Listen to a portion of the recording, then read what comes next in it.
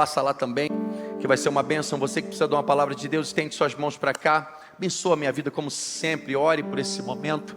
Obrigado, Deus. Obrigado, Senhor.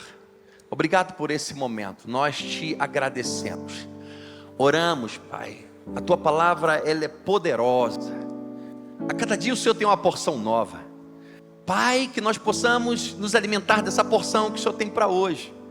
Traga nosso entendimento, abre nosso entendimento, que possamos ser ministrados pelo Senhor nas áreas que necessitamos. Senhor, cura as feridas da nossa alma, destrava as coisas que estão presas, abre nossos ouvidos, abra nossos olhos, Pai, arranca, Pai, aplana as nossas veredas nesse dia. Nós te pedimos no poder do nome de Jesus, e pedimos que a voz do Teu Espírito Santo se ouça nesse lugar. Nós nos consagramos ao Senhor e te agradecemos, Senhor, em o nome de Jesus, amém.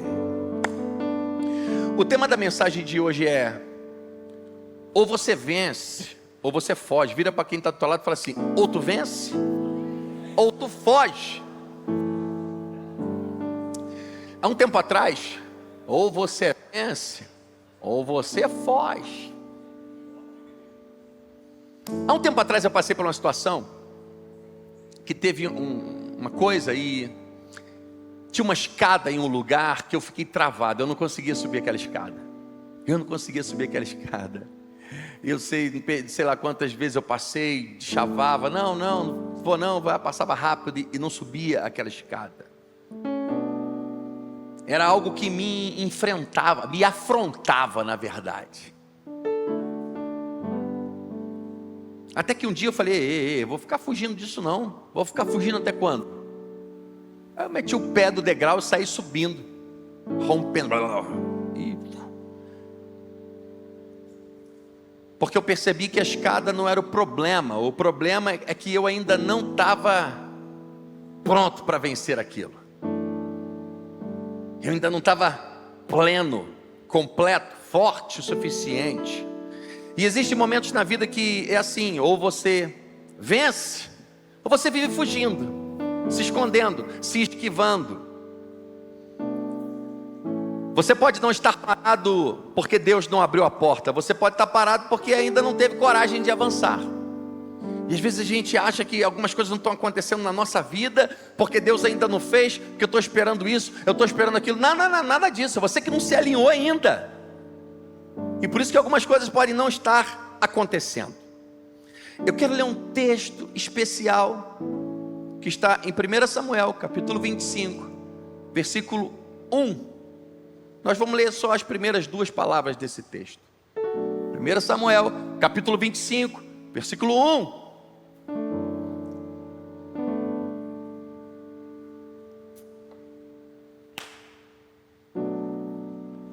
Samuel morreu. Fala assim comigo: Samuel morreu. Quando eu me deparei com esse texto, eu li no texto Samuel morreu, e eu não conseguia ir adiante. Samuel morreu. Eu falei, fui tomado por Deus, por uma graça de Deus, e comecei a ficar olhando para a Bíblia. A Bíblia é maravilhosa porque ela faz saltar por trás do que está escrito coisas que você ainda não havia percebido. E na verdade, quem foi Samuel? Samuel morreu foi porque ele viveu. Samuel foi filho de Ana, fruto de um milagre. Uma mulher que não poderia ter filhos, que era afrontada e que faz um propósito com Deus, faz um voto com Deus, que se ela tivesse aquele filho, ela devolveria ele para o Senhor. Assim que ele fosse desmamado, ela iria devolvê-lo para ele servir a Deus, para ele ser consagrado a Deus totalmente, porque o tempo em que Ana vivia era um tempo onde a voz de Deus não se ouvia mais, não havia profetas, o sacerdócio estava corrompido, não havia homens de Deus disponíveis para Deus falar através deles. Havia uma falência espiritual, uma falência ministerial. Então Ana entende, faz um voto: se o Senhor me der. Ela era estéril, não podia ter filhos. E ela tem aquele filho, e no momento certo, quando a criança desmama, ela leva para o templo e deixa para Siló, na verdade, onde era o tabernáculo. E ela deixa com Eli, que era o sacerdote, para o menino crescer ali, sendo ensinado a exercer o sacerdócio também. Samuel é alguém que restaurou, e ele cresceu ali naquele ambiente. E Samuel foi uma ferramenta de Deus para a restauração do chamado sacerdotal de Israel. Samuel estabeleceu ordem, direção espiritual em Israel. Samuel foi um intercessor posicionado, um homem reto, um homem firme, foi uma coluna. Jeremias 15:1, Jeremias vai dizer assim: então o Senhor me disse, ainda que Moisés e Samuel estivessem diante de mim, como Deus estivesse falando, ainda que esses dois caras que foram intercessores mesmo, que não estivessem diante de mim intercedendo por esse povo, eu não lhes mostrava favor, expulsem-os da minha presença. Ainda que Moisés e Samuel, Deus está falando assim, sabe que eles são diferenciados, mas mesmo que fosse eles. Samuel foi o pai dos profetas. Samuel começou a exercer o sacerdócio, sendo treinado por Eli, até que chegou um dia que Israel estava distante de Deus. A arca da aliança foi levada para uma batalha, a arca foi tomada, os inimigos invadem Siló, queimam o tabernáculo, Eli morre, os filhos de Eli morrem. Aí o que acontece? Não havia mais tabernáculo, era o lugar onde as tribos se juntavam para adorar, para sacrificar, para celebrar as festas. Não havia mais tabernáculo, não havia mais templo. Samuel, que estava ali, era o sacerdote sem templo. Samuel entendeu: se as tribos não podem vir, eu vou começar a ir às tribos. Então Samuel, quando começa a sair do lugar onde era o templo e visitar tribo em tribo, ele começa a exercer e inaugurar o ministério profético. Samuel foi o primeiro. Nós vemos com Elias, com Eliseu falando sobre escolas de profetas. Samuel foi o primeiro a começar a estabelecer as escolas de profetas, para treinar homens como ele foi treinado, treinar pessoas, treinar homens que possam ouvir a Deus como ele ouvia. Na verdade, homens de Deus, eles não devem ser treinados para falar. Tem muito homem de Deus muito bom de falar, mas o interessante é que Samuel foi treinado a... Muita gente se preocupa muito em saber falar. Você precisa se preocupar em saber ouvir. Samuel ungiu o primeiro rei. Ele foi uma peça de transição. Ele ungiu Saul. Foi o homem que também ungiu Davi como rei. Um homem de Deus confiável, temido, respeitado pela sua unção. Samuel era um homem respeitado, um profeta, um sacerdote, um juiz respeitado por Israel. E o que significava, o que Samuel representa e o significado do seu nome? Dentre dos seus significados pode estar o que ouve a Deus, o que ouviu Deus e o que foi ouvido por Deus. Mas o seu nome, Shemon El, também tem um significado: aquele que coloca Deus de volta em seu lugar em Israel. Ele é o cara que vem trazer, restaurar a aliança do povo com Deus. Ele traz, ele revela Deus para o povo, para que Deus estivesse no coração do povo, no lugar que deveria estar. Ele começa a trazer os princípios, as leis, as ferramentas, os desejos, a honra a Deus de volta para o seu lugar. Samuel foi uma resposta para o seu tempo. Samuel foi uma resposta. Samuel foi colocado no lugar com um propósito, e ele corresponde à expectativa do céu. Samuel é um cara fruto de um milagre que corresponde à expectativa do céu ao seu respeito. Ele foi uma resposta, foi um conserto. Ele era alguém que fechava as brechas. Chega no seu tempo como uma voz profética. Samuel se levanta como alguém disposto a consertar as coisas e ser um instrumento de restauração para a sua geração. Escute: na construção de histórias, na construção de vidas, na construção de igrejas, na construção de sociedades, nós sempre teremos as pessoas que abrem as brechas, que abrem as fendas, que causam problemas, provocam problemas. E também teremos aquelas que são reparadoras. elas vedam, elas consertam, elas estancam os problemas, elas colocam as coisas em ordem. Elas são a solução e não a complicação. É claro que em alguns momentos da vida nós estamos precisando de reparação na nossa vida. Nós podemos estar em problemas e precisando de ajuda, mas uma coisa precisa ficar gravada aqui na nossa mente, no nosso coração: não dá para ser um problema a vida toda, né? Precisamos entender uma coisa: você e eu nascemos para sermos respostas, consertos, soluções e não problemas. Pessoas são portas. Samuel se tornou um portal de Deus para o seu tempo. Samuel se tornou um portal de Deus para o seu povo. Mas Deus não precisa de um homem para ser um porta-voz, um representante. Naquele momento precisava. Samuel funciona como um tradutor. As pessoas não conseguiam ouvir, elas não estavam aptas. Não é que Deus não podia falar, elas não estavam aptas a ouvir, não entender nada. Samuel funciona como um tradutor, um ensinador, um guia para guiar esse povo nos caminhos que eles não conseguiam sozinhos, para levá-los ao entendimento de Deus, de maneira que eles pudessem compreender.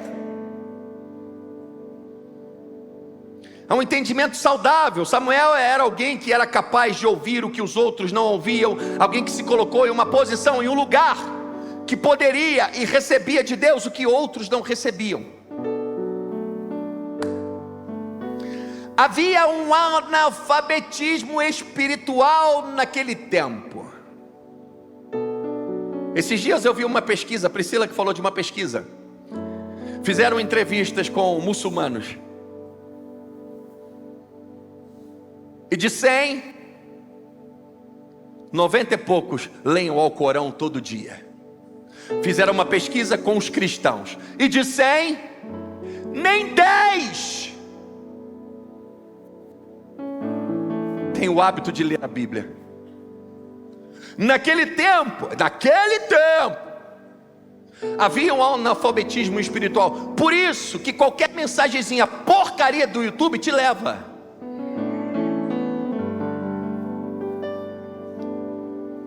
Uma crise de conhecimento de Deus. Deus é soberano, mas Deus não é um ditador. Você pode escolher viver longe dele e sem corresponder às expectativas do céu. Você pode, mas você vai ter que arcar com as consequências da sua escolha. Mas ele também vai ficar insistindo. Ele não vai parar. Ele vai atrás de você. Ele vai jogar rede, ele vai jogar anzol, ele vai te buscar, ele vai criar desvios. Ele vai atrás de você, porque ele vai atrás da ovelha perdida. Você pode escolher não corresponder, e ele pode escolher não desistir. Samuel é a ferramenta de instrução de Deus para o seu povo. 1 Samuel capítulo 3, versículo 4 ao 12 vai dizer assim: então o Senhor chamou a Samuel. Samuel respondeu: estou aqui. E correu até Eli e disse: estou aqui. O Senhor me chamou? Eli, o sacerdote, disse: não te chamei, volte e deite. Então ele foi e deitou. De novo o Senhor chamou Samuel, ele deitado no templo. E Samuel levantou, foi até Eli e disse: estou aqui. O Senhor me chamou? Eli, o sacerdote, disse: não, meu filho, eu não te chamei, volte e deite. Ora, Samuel ainda não conhecia o Senhor, ele não conhecia a voz. A palavra do Senhor ainda não lhe havia sido revelada. O seu ouvido ainda era virgem. Será que o seu ouvido é virgem da voz de Deus ainda? O Senhor chamou Samuel pela terceira vez, e ele se levantou e foi até Eli e disse: estou aqui, o Senhor me chamou. Então ele percebeu que o Senhor estava chamando o menino e lhe disse: vá, deite-se. E quando ele chamá-lo, diga: fala, Senhor, pois o teu servo está ouvindo. Então Samuel foi e deitou. Ele deitou. Agora ele sabia: não é Eli, é Deus que está me chamando. Ele precisa decidir: ignoro ou levanto para ouvir. Todos os dias você toma essa decisão: ignoro ou levanto para ouvir. Agora ele sabia, se chamar, vai levantar, vai ouvir Deus. E o Senhor disse: Samuel. Ele levantou e disse: fala, Senhor, porque o teu servo talvez decidiu levantar. O Senhor disse: Samuel, vou realizar em Israel algo que fará tinir os ouvidos de todos os que ficarem sabendo nessa ocasião. Executarei contra Eli tudo o que falei contra a sua família, do começo ao fim. Agora ele ouve. Ele está preso pela informação. Porque o apóstolo Paulo diz: ai de mim se eu não pregar o evangelho. Ai de mim se eu não falar o que eu sei. Ai de mim se eu não cumprir a missão pela qual eu sei que eu tenho que cumprir. Samuel foi chamado, começou a ouvir, aprendeu a discernir e se levantou para ouvir Deus. Ele quis o que Deus tinha a dizer, ele quis ouvir. Deus tinha mais e ele mudou de fase e começou a ouvir Deus. Eu e você podemos viver os nossos dias só ouvindo o sacerdote. Você pode viver os teus dias vindo aqui domingo e me ouvir quarta-feira, ouvindo o YouTube. Você pode ficar ouvindo só homens, sacerdotes. Você pode viver ouvindo. Ou uma hora você pode se decidir e falar: não, agora eu quero me levantar, agora eu quero ouvir Deus também. Será que Deus te chamou e você não ouviu? Ou não correspondeu? Será que você está com medo de ouvir Deus? De ouvir o que Deus tem para te dizer e ser diferente do que você deseja ouvir? Será que você se acha o dono da verdade, o sabe tudo, e não quer ouvir Deus porque sabe que pode ser contrariado e Deus te mostrar que você precisa mudar? Será que ao ouvir Deus você entende que quando você ouve Deus, você recebe um davar? Quando você ouve Deus, você não recebe só uma informação, você recebe um pouco de Deus. Os judeus vão chamar de davar. Quando você ouve Deus, você recebe uma porção dele. Porque no princípio ele era o verbo estava com Deus, o verbo era Deus. Ao ouvir Deus, você recebe um davar, não somente a palavra, você recebe um pouco de Deus em você. E quanto mais dele em você, mais comprometido com ele você está. Quando ele começa a estar em você, você começa a ter responsabilidade de ter ele em você. Entenda, conhecimento gera responsabilidade. Ao ouvir Deus, você se torna responsável por aquilo que ouviu. Você se torna responsável por aquilo que você agora já sabe. Agora sabe. E agora que você sabe, porque você recebeu e você ouviu, agora sim, você pode ser negligente, você pode não ser mais inocente. Agora você sabe, você pode se tornar omisso, rebelde, desobediente, insubmisso, apático, covarde, insensível. Você pode ser tudo isso porque você não é mais inocente. Você recebeu uma porção, você recebeu conhecimento. Quando o apóstolo Paulo diz: ai de mim se eu não prego o evangelho, ele quer dizer: não sou mais inocente nesse assunto. Você não pode ter conhecimento em você e viver como se não tivesse. Porque a partir do momento que você sabe, você pode ser classificado desse jeito: insubmisso, rebelde, covarde, apático, omisso, desobediente. Porque você tem, você sabe, você ouviu e não faz. Você tem dele em você e não compartilha dele com os outros. Aprenda uma coisa: conhecimento gera responsabilidade. Ao ouvir Deus, você se torna responsável pelo que ouviu. Dá tempo de você sair, hein?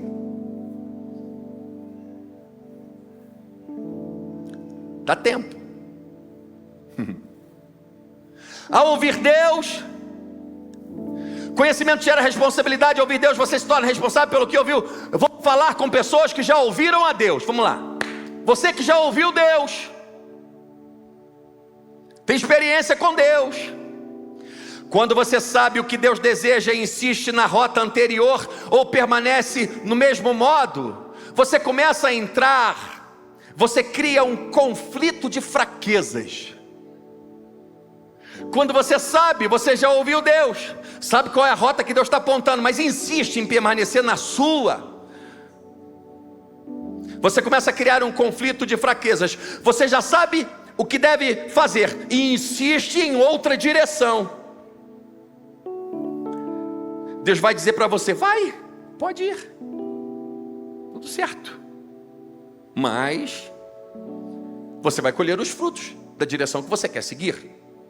Entenda bem, o conhecimento de Deus, quando você recebe informação de Deus, conhecimento de Deus, o conhecimento de Deus que gera responsabilidade te veda ao passado, porque Ele te revela quem você era, e Ele te revela, Ele ilumina o buraco que você estava, Ele ilumina como você vivia. Então você olha para lá e fala: não, assim eu não quero ser mais.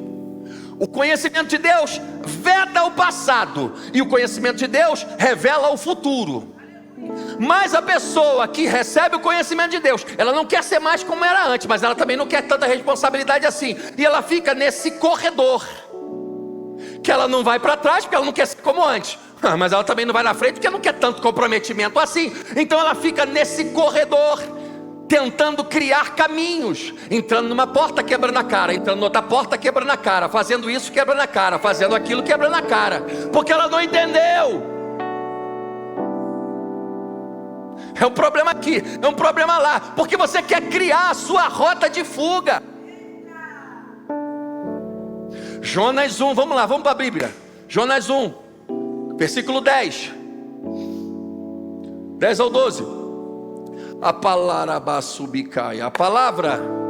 com isso, eles ficaram apavorados e perguntaram: o que foi que você fez, Jonas, dentro do barco? Começa uma tempestade dentro do barco.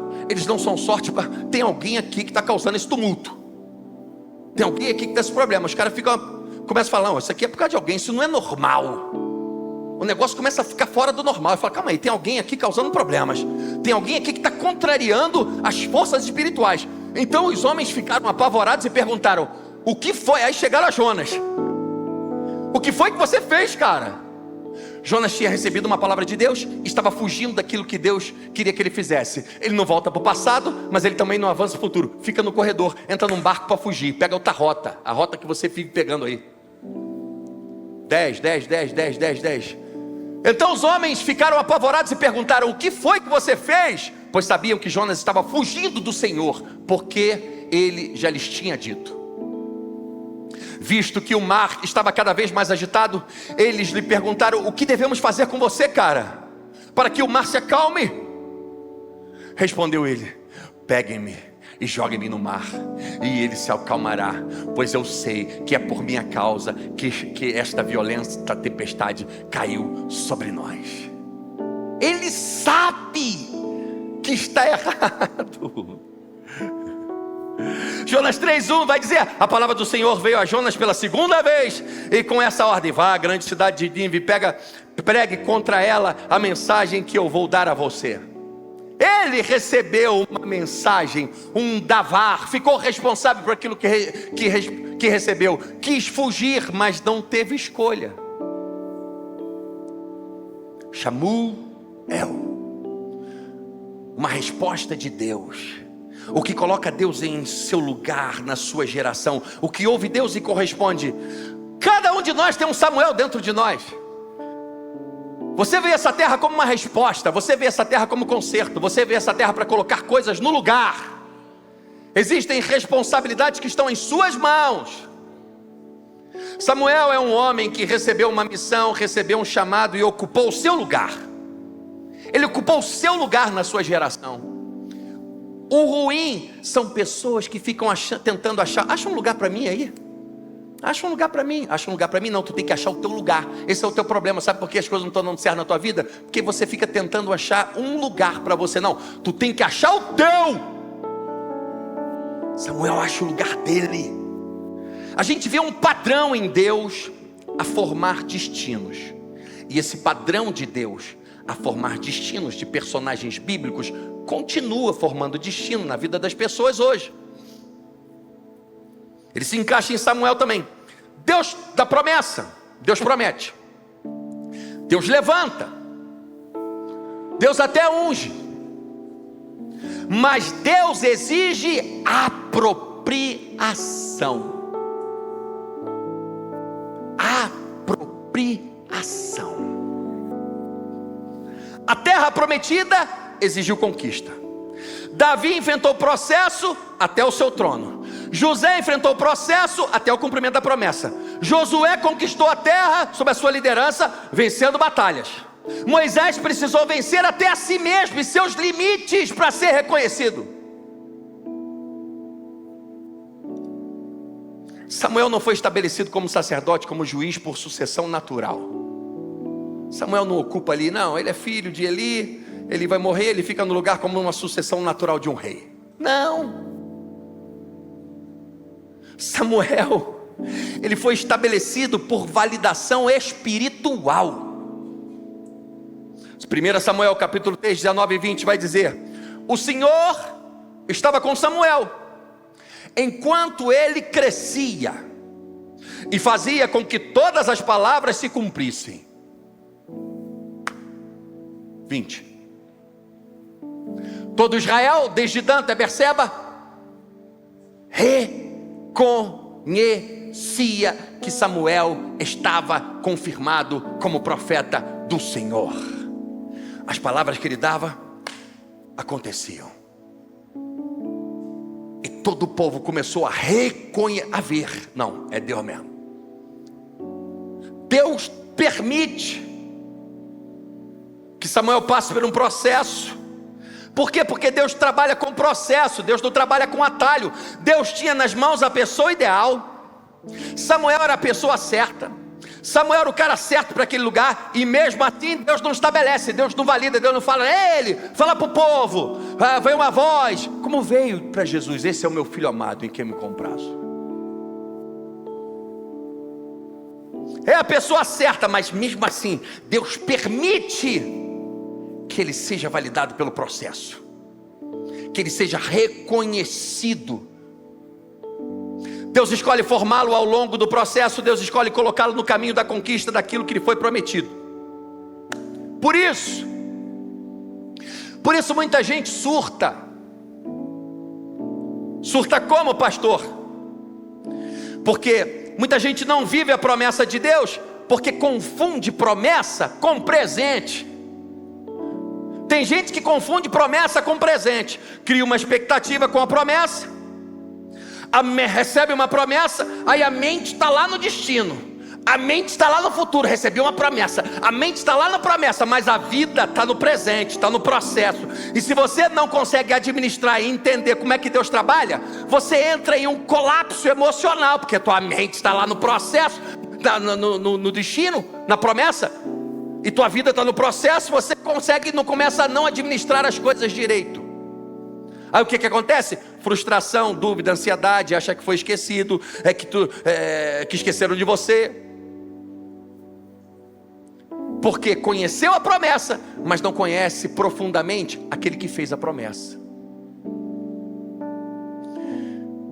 O que muita gente não entende é que a promessa não é o fim, é o início do processo. Os que estão entendendo, digam amém. Os que querem mais, digam glória a Deus. Aleluia. O que muita gente não entende é que a promessa não é o fim, é o início do processo. E eu quero colocar os seus pezinhos no chão,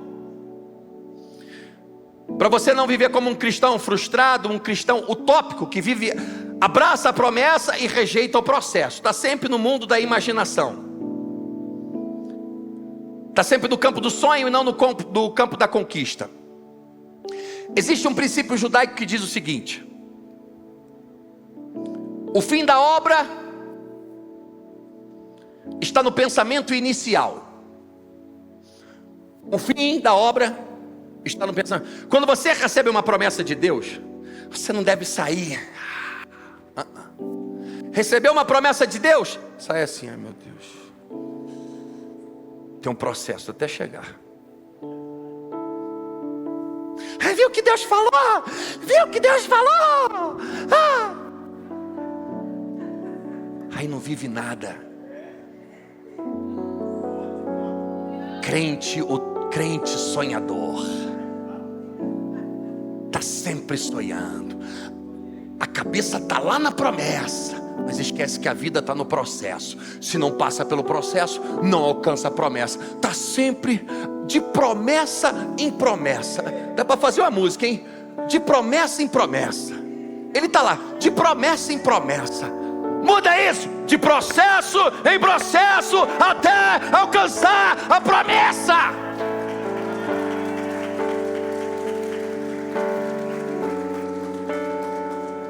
A promessa de Deus funciona para nós,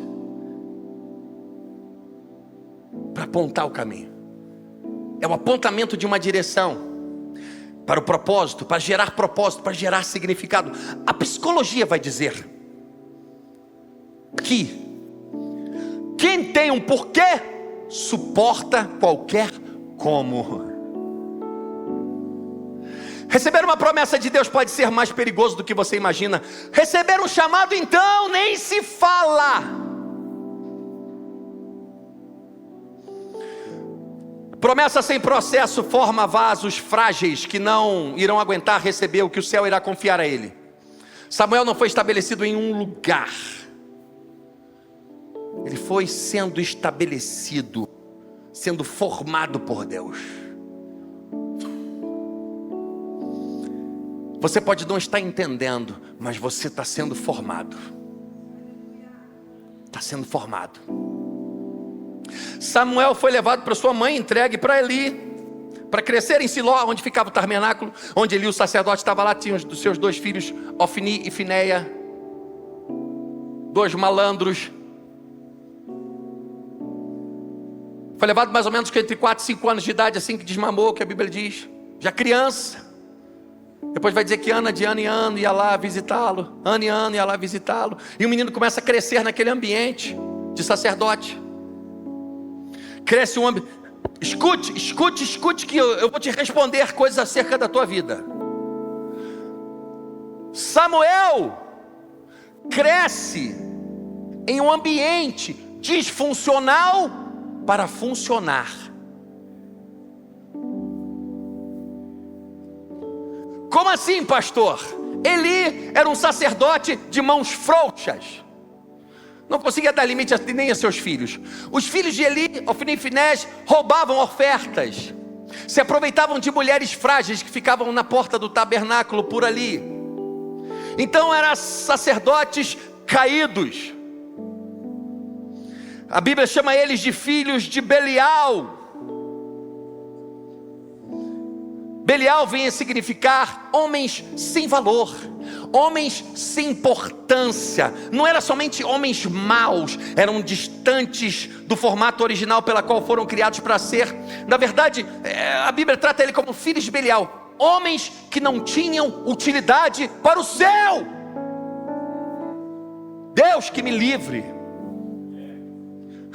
Aí os outros tratam, filho de Belial, como se fosse endemoniado. Filhos de Belial, fora dos padrões originais, não servem para nada, são vasos de enfeite, servem só para enfeitar. Não pode contar com ele para nada. Você pode? Não. Você pode? Não. Você pode? Não. Existe gente que tem um coração certo e pode estar em uma geografia errada, por isso que as coisas não estão acontecendo.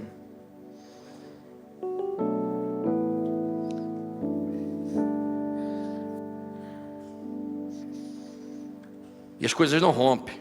Porém, existe gente que está na geografia certa, mas o coração é que está errado, aí a coisa também não rompe.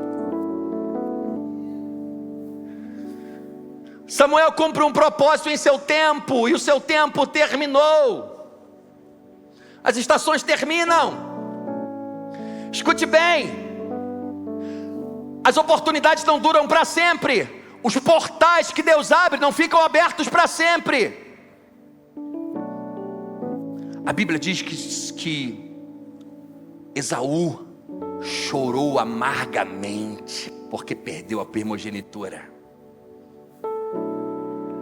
As portas que Deus abre não ficam abertas para sempre. Estações chegam ao fim, temporadas chegam ao fim, oportunidades chegam ao fim.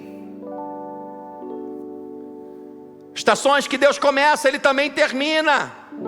Isso vai exigir de nós um outro posicionamento para uma nova estação. Quando o tempo muda, você muda também. Samuel era a voz de Deus trazendo direção naquele tempo. O único que era capaz de enfrentar Saul, o rei daquela época, que se tornou presunçoso, se tornou arrogante, distante de Deus, fazendo o que queria. E só tinha um homem capaz de peitar Saul: Samuel. Samuel era uma peça que Deus movia, estabelecendo os seus desígnios. Samuel representava a segurança espiritual, representava equilíbrio em tempos difíceis. O que você representa na sua casa? Você representa o equilíbrio ou você representa o desequilíbrio? Se quando você chega todo mundo no céu, acabou a paz. Samuel não era a pessoa que deveria estar naquele lugar. Samuel não era a pessoa que era para estar naquele lugar, sendo treinado por Eli, sendo formado um sacerdote. Ele nem era, a sua linhagem era distante. Ele não foi sacerdote por descendência, só foi por escolha de Deus. Deus levanta e Deus estabelece. E uma coisa, quando Deus estabelece alguém, ninguém tira, fique tranquilo. Quando você sabe que Deus te colocou no lugar, fique tranquilo, ninguém vai te tirar. Parece que tudo está desmontando. Por quê, pastor? Que perto do tempo que Samuel morre, aquele tempo, Saul era o rei, Jonatas era o filho, que se Saul morre, ele iria ocupar o lugar, mas Davi já havia sido ungido rei, por escolha de Deus. Aí Samuel morre, Saul morre, Jonatas morre, uma estação começa a terminar. Escute, escute, escute. Samuel morre. Logo em seguida, 4 meses depois, Saul morre, Jonatas morre. Deus começa a tirar os plugs da tomada.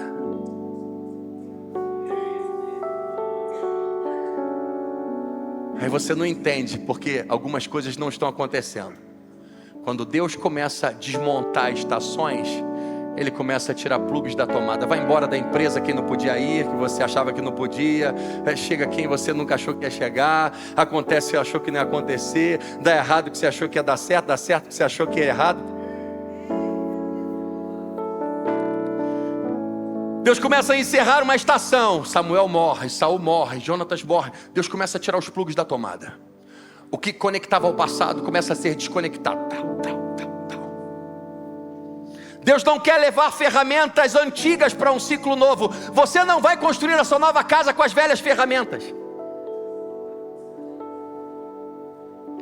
Quando Deus começa a fazer algo novo, Ele dá start em algo novo em nossa vida, Ele começa a desconectar o que estava funcionando no antigo. Porque Ele não vai inaugurar uma nova estação com o sistema antigo que você quer sustentar em operação. O problema é que Deus desliga e a gente quer ficar ligando. Você quer insistir no que Deus já desistiu. Como nossa cabeça pensa? Vamos lá. Como que a nossa cabeça pensa? Deus vai revelar o novo, Deus vai revelar a nova estação. Aí depois disso, eu me desconecto das coisas antigas e começo a me conectar com as novas. Depois que Deus revelar a nova estação, eu começo a migrar tudo que eu tenho para a estação nova que Deus está. Como que Deus pensa? Primeiro eu vou desconectar o velho. Primeiro eu vou acabar a luz. Vou desligar o disjuntor. Primeiro eu vou desconectar. Vou desligar a conexão com o passado. Aí então eu vou começar a revelar o futuro. Ah, mas Deus deixa a gente assim? Deixa. Faz parte do treinamento. Você não consegue enxergar claramente a nova estação que Deus está trazendo enquanto estiver preso emocionalmente, conectado emocionalmente à estação antiga, lutando para manter funcionando o que Deus já desligou, lutando para manter de pé o que Deus já derrubou.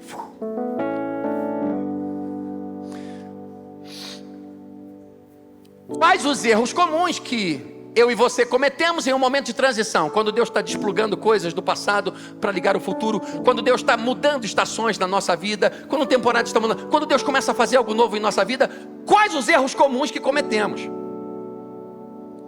Primeiro deles, fica confortável. Você busca o conforto, você busca a estabilidade. vai tentar reconstruir o que Deus desmontou. Sabe por quê? Porque pode ser mais fácil colocar na tomada, mais imediato, tentar fazer, assoprar a fogueira que Deus já apagou. Erro número 2, se sentir abandonado, pobre coitado, vítima, sofredor. É sempre tudo mais difícil para mim, e não acontece para mim, e Deus não me ama, as pessoas não me amam, ninguém me liga, ninguém. Erro número 3, começa a se mover por ansiedade, precipitação. Começa a querer andar na frente, sem direção clara de Deus, acelera as coisas sem direção. Eu não sei mais, vou assim mesmo. Acelera as coisas que Deus não autorizou, começa a se meter em coisas que Deus não direcionou, não tem paciência para ouvir Deus, não tem paciência para se mover debaixo de uma direção de Deus.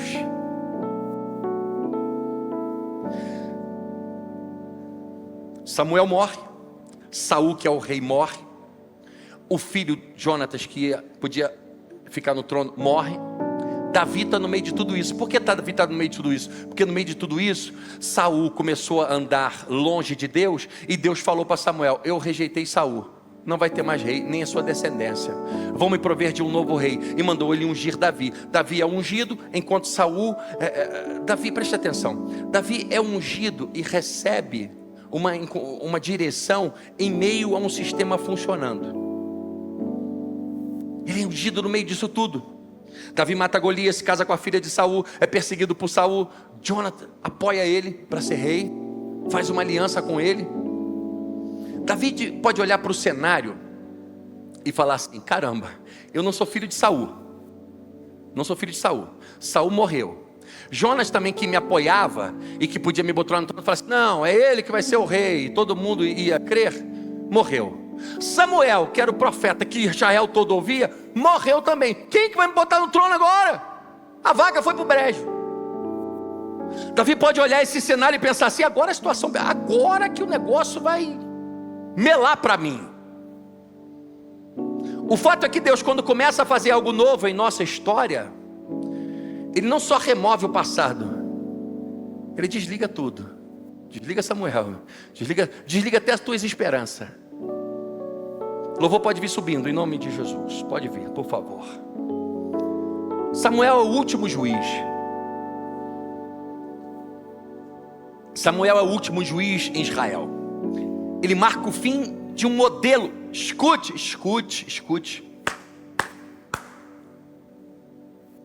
Samuel marca o fim de um modelo de governo. Deus governava o seu povo através de juízes. E Samuel foi o último juiz, o último profeta, onde era ele que dava direções para as tribos. E Deus falava com ele, como Moisés. Mas o povo, 1 Samuel 8,4, o povo começou a crescer, começou a ter contato com outras civilizações, começou a ter contato com outras culturas. 1 Samuel 8,4. Por isso todas as autoridades de Israel reuniram-se e foram falar com Samuel em Ramá. E disseram-lhe: tu já estás idoso, teus filhos não andam em teus caminhos, escolhe agora um rei. Não queremos mais juiz, queremos rei. Calma, paciência. Um rei para que nos lidere.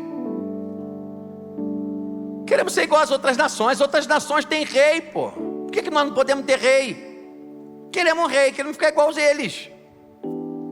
Isso desagradou a Samuel. Então ele orou ao Senhor. E o Senhor lhe respondeu: atenda a tudo o que o povo está pedindo.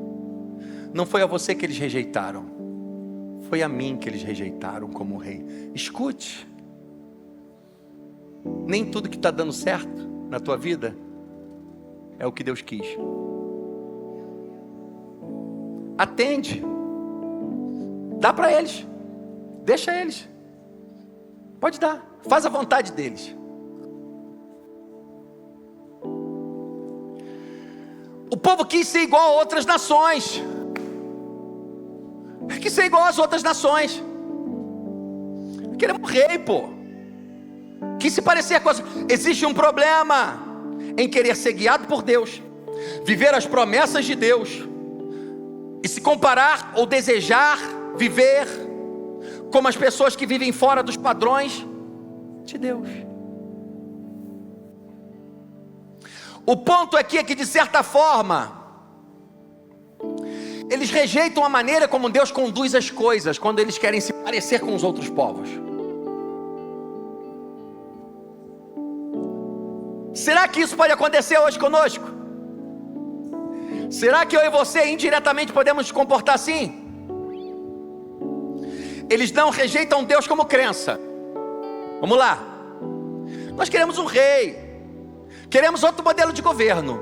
Esse modelo de governo Deus estabeleceu, tudo bem, mas a gente quer esse aqui que a gente viu que é melhor, que assim funciona também. Eles não rejeitam Deus. Eles não querem rejeitar, eles não querem deixar de crer em Deus, não. Eles não rejeitam Deus como crença. Eles rejeitam a forma de governo de Deus. Por quê? Porque eles precisam de previsibilidade, eles precisam saber das coisas, eles precisam ver as coisas, eles precisam de controle, de visibilidade, eles precisam de segurança, eles querem um rei. Pode ficar de pé em nome de Jesus. Eles não querem parar de crer em Deus. Eles não querem parar de orar a Deus, eles não querem abandonar a fé em Deus, mas eles estão rejeitando o modelo de governo de Deus. Eles não querem parar de ir a culto, não querem parar de sacrificar, eles não querem parar de crer em Deus, não querem abandonar os princípios de Deus, eles só não querem o governo que deu a maneira de governar que Deus exige, porque a maneira que Deus exige vai exigir muita confiança, muita responsabilidade, na qual eles não estavam dispostos a dar. Então, um modelo de governo diferente, mas a gente continua com Deus. Muita gente não rejeita Deus diretamente, mas rejeita seus princípios, seu governo, seus caminhos, suas direções, seus propósitos, suas urgências, suas vontades. Uma pessoa não precisa sair da igreja para não estar submetido ao governo de Deus. Ela pode estar aqui dentro, rejeitando a maneira como Deus governa. Ela quer orar. Ela não quer rejeitar a fé, ela não quer rejeitar Deus, só não quer ser governada do jeito que Deus governa, porque exige muita confiança que eu não estou disposto a dar. Algumas pessoas querem um ambiente que Deus atua, profético. É bom o ambiente que Deus atua, porque tem milagres. Mas algumas pessoas querem um ambiente em que Deus atua, mas rejeitam a maneira como Ele governa. Salmo 33:12 vai dizer: como é feliz a nação que tem o Senhor como Deus, o povo que Ele escolheu para lhe pertencer. Eu fiquei pensando numa coisa: a solução para a nossa nação não está num homem cristão no governo. Deus já governa o universo todo, quanto mais uma nação. A solução para a nossa nação é um povo que se rende ao governo de Deus. A solução para a nossa nação é uma igreja que se rende ao governo de Deus. Por isso a necessidade da igreja acordar, se levantar, pregar o evangelho, ser quem foi chamada para ser, o evangelho que cura, que liberta, que renova, que restaura.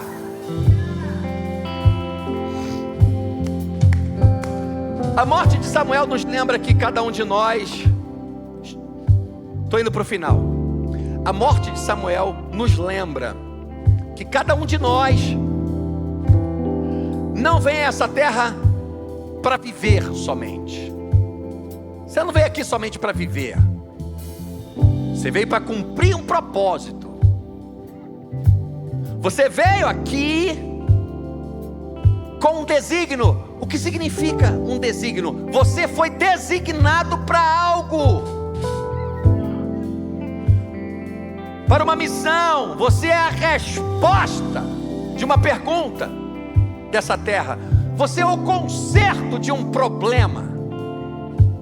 Existe um princípio na tradição judaica chamado Tikkun. Diga comigo, Tikkun. Tikkun significa reparação. Cada um de nós possui um tikkun. Você tem um tikkun. Você tem um tikkun. Você tem algo aí que Deus colocou para reparar um lugar. Você tem algo a reparar. Samuel chega em uma Israel caótica, em declínio moral, espiritual. Chega como uma resposta. Preste atenção. Agora você vai entender por que você nasceu nessa família que você não gostaria de ter nascido. Porque justamente você nasceu como uma resposta para ela. Porque você nasceu nessa cidade, não nasceu na outra cidade que você queria, nesse país, porque você é uma resposta para ele. Deus te quis aqui. Não rejeite o lugar que você chegou. Não se ache menos amado porque você enfrentou muitas dificuldades da sua infância. Não se ache menos amado porque você nasceu em um lugar que você gostaria de ter nascido em outro.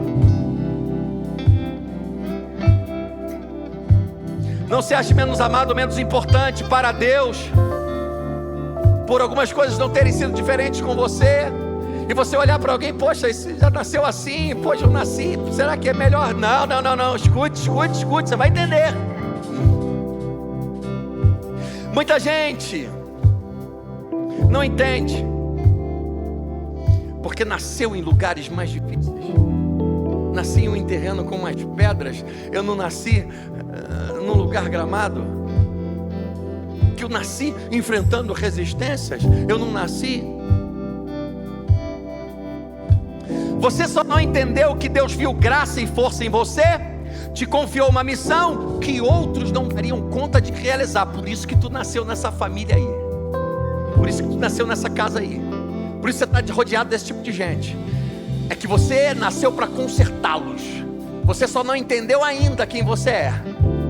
Você é a porta de salvação para a tua família. Você é a porta de salvação para os teus pais, para os teus avós, para os teus tios, para os teus primos. Muita gente pode não fazer muito ainda, e assim, na verdade, muita gente chega na terra e pode fazer muito e ainda assim não ter feito nada, porque fez o que não deveria ter feito. Sua vida é eterna. Muita gente pode fazer muito, mas na verdade não fez nada. Correu e não chegou a lugar nenhum. Fez e não construiu nada. Viveu, quando olha para trás, cadê o legado? Aleluia. Santo dos santos, a fumaça. Obrigado. Muita gente pode fazer muito e mesmo assim não fez nada. Suou e não produziu na vida. A vida dela é uma eterna pergunta ou um problema a ser resolvido. Sua vida é uma eterna pergunta ou um problema a ser resolvido.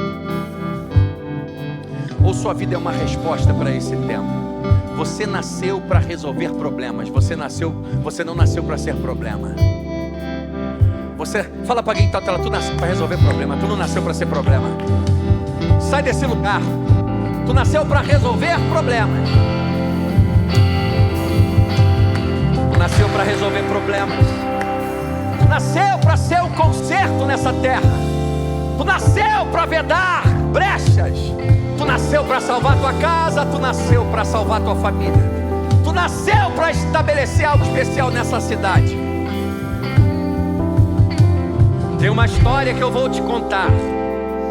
Um pai em o seu leito de morte, deitado no colo do filho, morrendo, dando os seus últimos suspiros, e o filho ali do seu lado. Esse homem chamado Zilai começa a chorar compulsivamente os seus últimos minutos de vida. Zilai chora, e o seu filho: pai, por que você está chorando tanto? Pai, você foi um homem justo. Pai, você foi um homem bom. Pai, você viveu uma vida pura. Pai, você fez coisas boas. Pai, por que você chora tanto? Pai, você está com medo de enfrentar Deus? Meu pai, você está com medo do juízo de Deus? E o pai, já no último suspiro, falou: meu filho, não, eu não temo Deus. Eu não temo que Deus fale comigo se eu não levei uma vida como a de Moisés. Eu não temo que Deus me pergunte porque eu não levei uma vida como a de Josué. Eu não temo que Deus me pergunte porque eu não levei uma vida como a do profeta Samuel. Eu temo que Deus me pergunte porque eu não fui o Zilai que Ele me mandou ser.